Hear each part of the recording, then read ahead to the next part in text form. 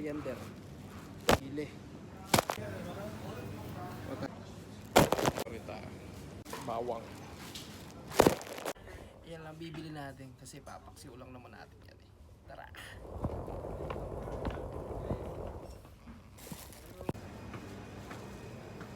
Let's go.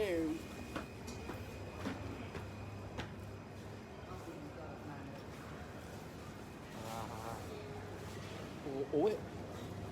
Nakakaingit.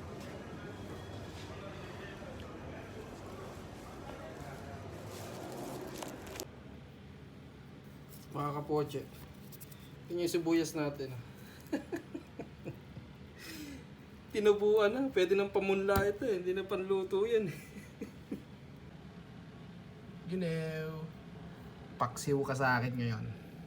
Yung mga poche, ganito ako magpaksiw. Inaano ko muna, lalagay ko muna sa ilalim itong mga sibuyas, bawang, tsaka sili.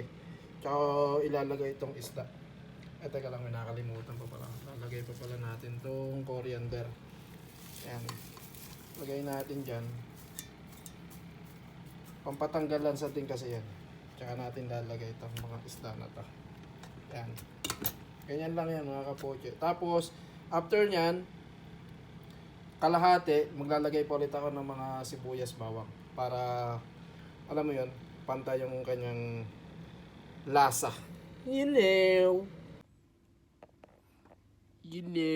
Kain na tayo mga kapoche. Ayan ang ating paksiw.